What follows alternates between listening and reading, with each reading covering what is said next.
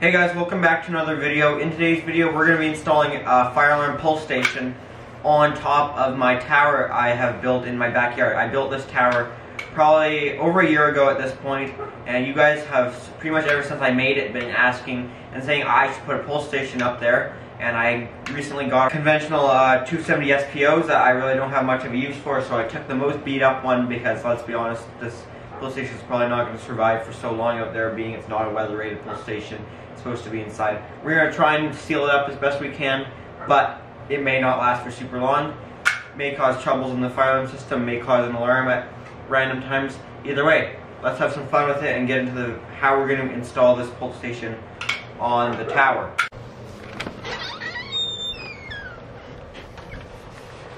So here is the tower. I think it's about 9 or 10 feet to the deck right there. And then the railings are higher. I still have to take the Christmas lights down. And this is my power that I have ran to it. Goes up to that post up there. So it's a somewhat temporary solution for now, where I have this cord plugged into another cord into the receptacle. I'd like to get a receptacle on the side of the shed up top. So it goes up this half-inch piece of conduit. We have a clevis up there more just because I had one and it's a better way to attach it. And then we run over with our 16.3. Now it should be 14 gauge, but I just have to be smart enough to not run anything high current up there, which I'm not really worried about any other people doing it because the tower stays locked a lot of the time. There's a padlock on it so you can't get up there. And just last night I added a piece of 18.2 spiraling around the cord. Here's the 18.2, and you can't really tell, but it spirals around there and goes up to the tower where there's another clevis. So that's how that's attached up there. So let's mount our pulse station up there first and get that all mounted up, and then we'll work on the other end at the shed. First off, this is our box we're going to mount our pulse station on. This is just a RAB box, which these are weather rated. They're sealed. I have the knockout filled right there. The back one should be filled, but I can't find my other knockouts. I have a whole bunch of them, or knockout fillers that thread into them. Right here I have a cab tire fitting, which this isn't cab tire, but this is probably the closest fitting that would work.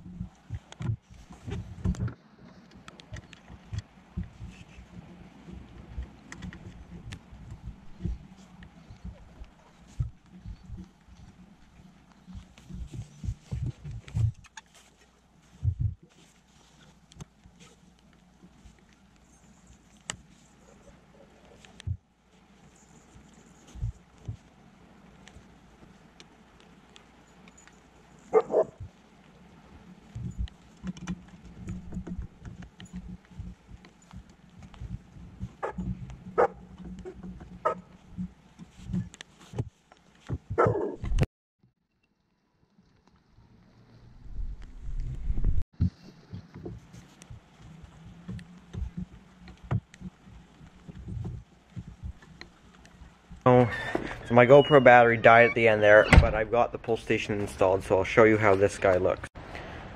So this is how I have it up here. I'd open this up, but I didn't bring a screwdriver with me, so I have some silicone on here. This will dry clear, it won't stay white. Probably shouldn't have put it on when it's out here wet and raining. So water can't really get in this part because I've got all the holes from the backside of the 270 all filled with electrical tape, and I also put some silicone around the switch. But if it still makes it through the switch, water will still get in there, so water is going to get in this part, so I'm not 100% confident that this is going to stay dry. Also put some silicone on down here, so hopefully it will stay pretty watertight. I don't have this bonded because I only ran a 2 conductor, so there's no ground. So if some water gets in there, there's really nothing for it to short to, which is kind of a bad thing because you wouldn't know if there's water in there, but at the same time it will save me a trouble. So I still could get water in there to short across the terminals and get me an alarm though, but I did put my end-of-line resistor in there, so it will be supervised. Here's my 2 conductor right there. Comes out the bottom, goes under this plug here for security cameras. Goes out here off this clevis, runs with the cord, and it just spirals around the cord going to the other side there. My install, I believe, is complete up here. Don't have brake glass in, and I still have to test this guy and name the zone. But first, let's get into what we're going to do at this end. Oh yeah, and for those of you that are wondering, this exit is not very well panic rated. If you were in a panic to get out here, that's going to be a little bit of trouble. So my idea on this end is take our 2 conductor, run it down this pipe which is supporting the clevis and stuff, and it is braced up there too, so the tension going that way won't pull it over. So now I'll take this, run it down there and into the top of the horn strobe, but what I might do is, so it looks better, is go in with a little bit of some flexible conduit, not really to protect this wire, but more to keep water out of the horn strobe, because that can cause troubles. If you want to see a video of that, check out my fixing a fire alarm full of water with ground fault video, or titled something like that. So I'm going to try and figure out what we're going to do here.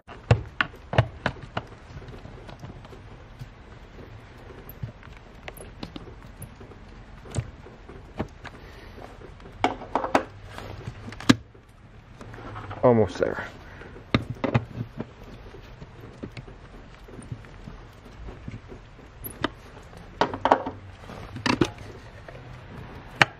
Because this hole in the wall is not big enough for 2 18.3s, and I'm going to run 1 18.5.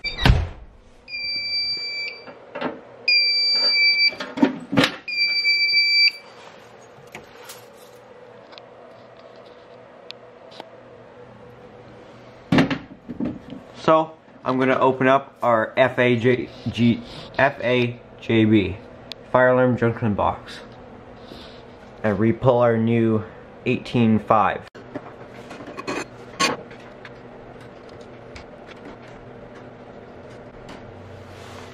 So I'll disconnect all of our wires now to our outside horn strobe, or strobe, sorry.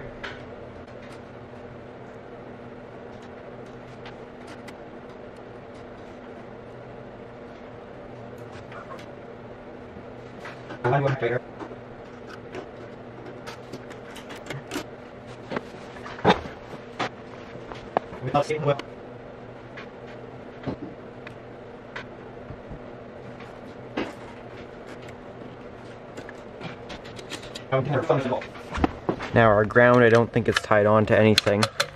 Just looped around in the box. Undo our positive negative.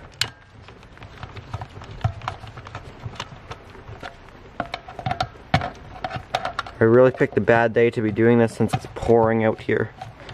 But I'm kind of doing it now, so might as well continue. Now we can pull this from the other side if I grab a hold of it good.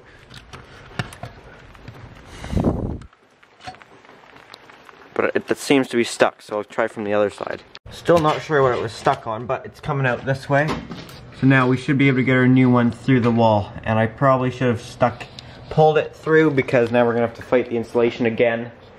So I've ran into some issues. First of all, like you guys already know, I need to re-drill my hole, so I gotta drill through there, because I drilled right through. But it turns out, here's my old hole, here's the one that I drilled straight across from the horn strobe, just went absolutely straight, which is a way down. So that is why when I was sticking things in there, I couldn't get back through to the other side.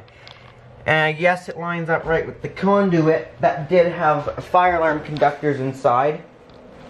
And here's that piece of conduit. Got drilled right through.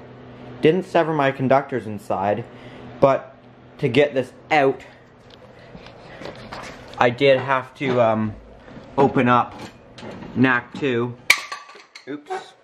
So we have a trouble in NAC 1 and NAC 2. So Yay! So I have some new plans which I'll have to figure out now, so all of this is gonna come out. Bye-bye, and this guy will come out, and I'm gonna put in another octagon box right here, and then I'll do some conduit going up into there. So this is gonna be our octagon box, which is gonna go over that hole. I'm not gonna bother painting this since it's so short, and I'm not patient, so I don't like to wait for paint to dry.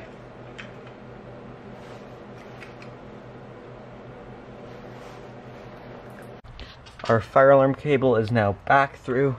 On our strobe side, we got a 5 conductor through, and if we go back to the inside,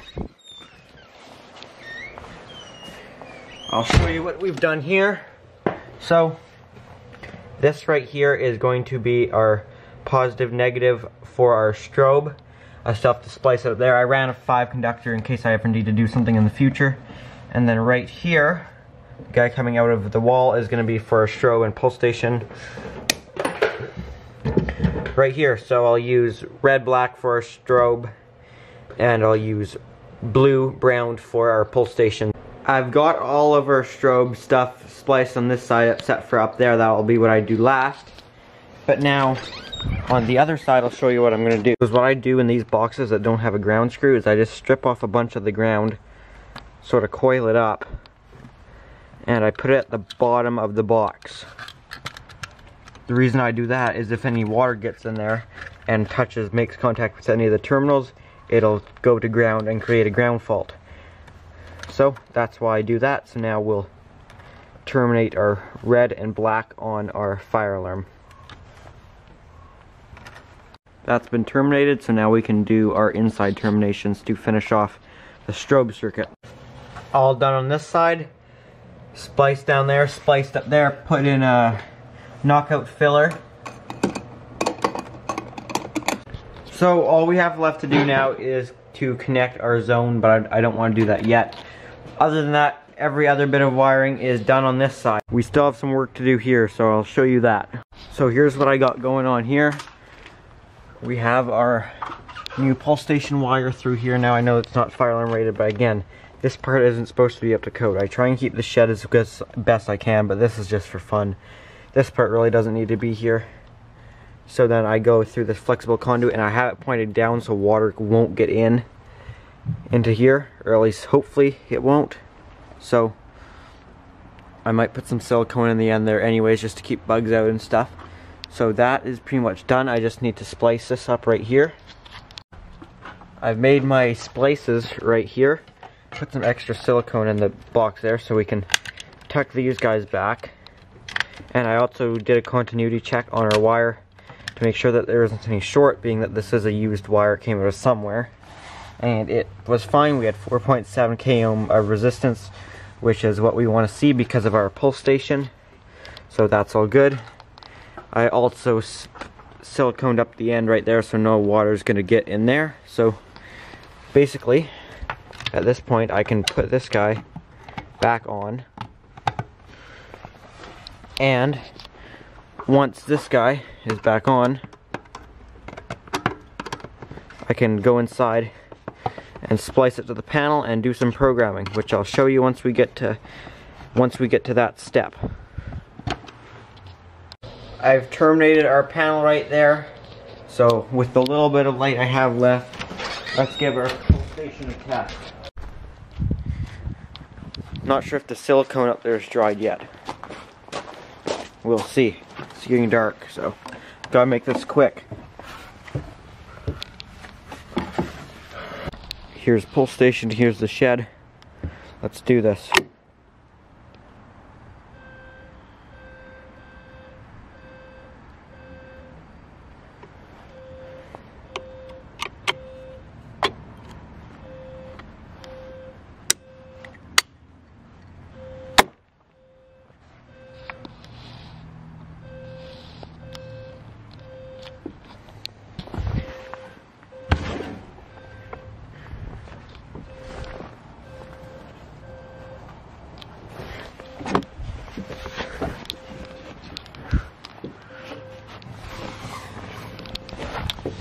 This is really hard to go down here with one hand.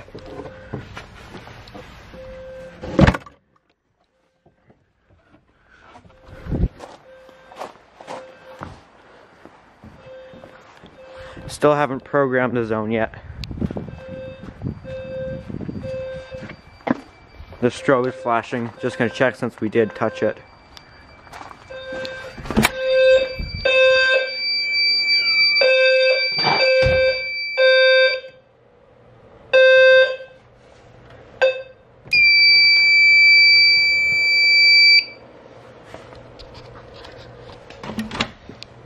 So now we're gonna go to mode, programming number 2. We need a level 2 password.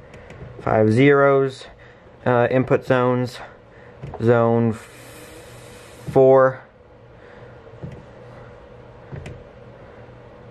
enabled, yes, type pull station, description. Okay, now this is gonna take me a while. Alright, I think I have that named right, so I'm gonna short that zone to try and replicate it going off.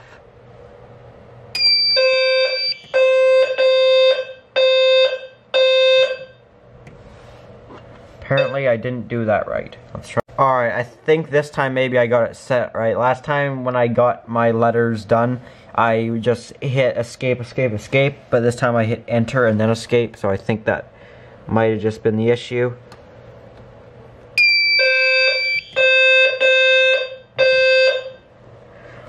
Pull station, backyard tower pull. I think I spelt that all right. Who knows, I can't spell anything, so it might not be right at all. But, there we go.